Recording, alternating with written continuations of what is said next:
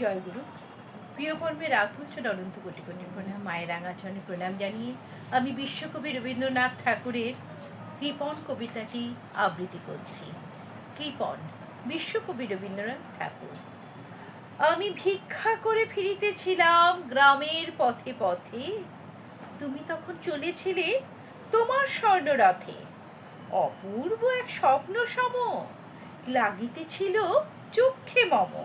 কি বিচিত্র শোভা তোমার, কি বিচিত্র সাজ!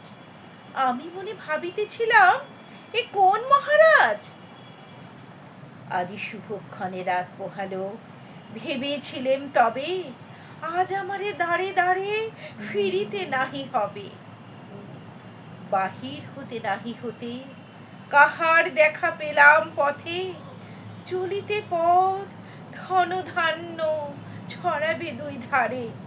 মুঠা মুঠা কুড়িয়ে নেব, নেব ভারে ভারে। দেখি সহসা রথ থেমে গেল আমার কাছে এসে, আমার মুখখানে চেয়ে নামলে তুমি হেসে। দেখে মুখের প্রসন্নতা জুড়িয়ে গেল সকল ব্যথা।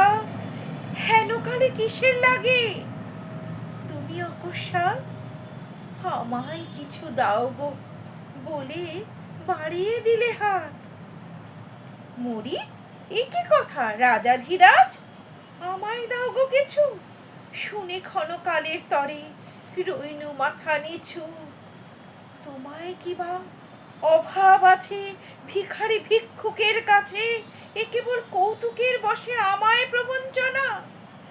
ঝুলি হতে নিলেম তুলে একটি ছোট কণা, যাবে পাত্রখানি ঘরে এনে উজাড় করি। এ কি ভিক্ষা মাঝে একটি ছোট সোনার কণা দেখি, দিলেম যা রাজ ভিখারি রে, স্বর্ণ হয়ে এলো ফিরে। তখন কাঁদি চোখের জলে দুটি নয়ন ভরে, তোমায় কেন দিইনি আমার সকল শূন্য করে। জয়গুরু। বন্দে পুরুষোত্তম। আমার আবৃত্তি আপনারা যেখান থেকে শুনছেন প্রত্যেকে সাবস্ক্রাইব করে আমার সাথে থাকবেন। প্রিয় কর্মের আতুল চরণে আপনাদের প্রত্যেকের সুস্থ স্বাস্থ্য ইষ্টচ্ছল নিরোগ দীর্ঘায় জীবন প্রার্থনা করছি। জয়গুরু। বন্দে পুরুষোত্তম। জয়গুরু।